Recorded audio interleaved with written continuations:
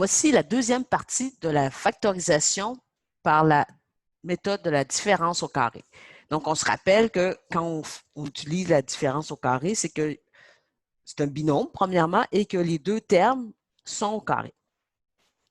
Donc, si on a la parenthèse x moins 3 au carré, moins 36. Donc, x moins 3 au carré, donc on voit que c'est un carré. 36, c'est le carré de 6. Et voilà. Donc, j'ai encore mes deux termes. Mon A, c'est la parenthèse x moins 3. Et mon B, c'est 6. Donc, ça peut s'écrire x moins 3 moins 6, x moins 3 plus 6. Donc, on conserve la parenthèse pour le moment. On la retire par la suite, quand on effectue les opérations d'addition ou de soustraction, dépendamment de ce qu'on a devant soi. Donc, ici, je peux enlever les parenthèses, ce qui fait x moins 3 moins 6, x moins 3 plus 6. On regroupe les termes semblables, donc ce qui fait x moins 9, x plus 3. Voici un autre exemple. Donc, encore là, on vérifie 4x au carré. Bon, carré de 4, c'est 2. Donc, carré de x au carré, c'est x. Donc, ce qui fait 2x à la 2. Et j'ai ma parenthèse qui est au carré. Et voilà. J'ai encore mon paramètre A et mon paramètre B. Mon A, c'est 2x et mon B, c'est 2x plus 5. La parenthèse, en fait, 2x plus 5.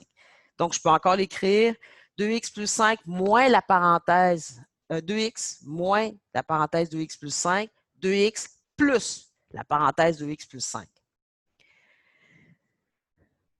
Donc, selon la vidéo que vous avez vue plus tôt dans l'année, n'oubliez pas qu'ici, je multiplie par moins 1, donc je distribue mon moins 1 à l'intérieur de la parenthèse, ce qui va faire 2x moins 2x moins 5. Donc, n'oubliez pas, je fais moins 1 fois 2x, ça fait moins 2x, moins 1 fois 5, ça fait moins 5.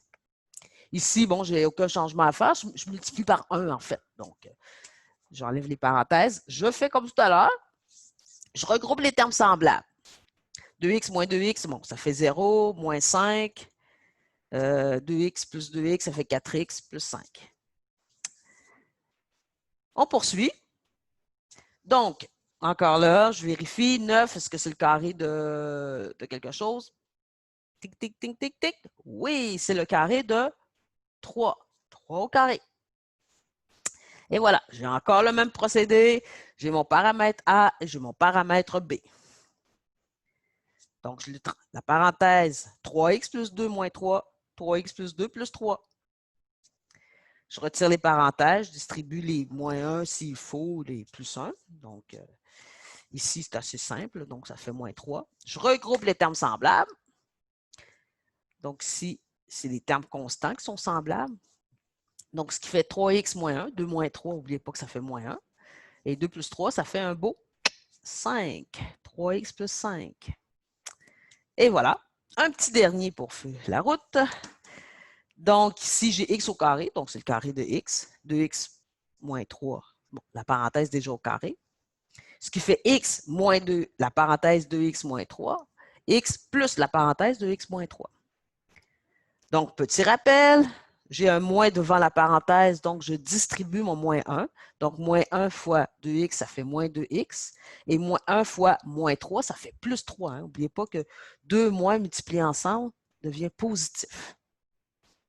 Je regroupe les termes semblables encore, comme d'habitude. Ce qui fait moins x plus 3. Donc, je ne suis pas obligé de mettre le 1. N'oubliez pas, juste le moins, ça suffit. Ça signifie que c'est moins 1.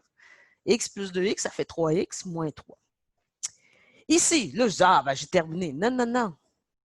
Regardez ici, là, celui-ci, on peut faire une mise en évidence simple. On peut mettre 3 en évidence. Fait que je mets 3 en évidence. 3. Je divise par 3, donc ça fait x moins 1. Donc, s'il y a une petite erreur, donc vous le corrigez. Donc, x moins 1 multiplié par moins 1 moins x plus 3. Là, c'est tout. C'est fini. Donc, ciao, à la prochaine. Ah, excusez, c'est pas tout à fait fini. Vous avez ces exercices à faire dans lesquels vous retrouvez des différences au carré. Et faites attention, quand il y a un plus ici, ce n'est pas une différence au carré. Donc, vous effectuez la factorisation grâce à la méthode, l'approche de différence au carré, à la condition que c'est une différence de carré. Donc, seulement quand il y a un moins qu'il y a une différence de carré, quand il y en a un plus, pouvez peut-être faire une mise en évidence simple, donc vous vérifiez si c'est faisable. Sinon, ben, vous ne faites rien en fait. Là, c'est vrai, c'est fini à vos exercices. Naturellement, dépendamment dans quelle situation vous vous trouvez, je sais que je me répète, mais c'est important. Si vous faites le travail, vous envoyez une photo de votre travail si on est à distance. Sinon, vous posez une question en classe ou vous le faites le cours d'après, vous posez la question le cours d'après. OK, ciao!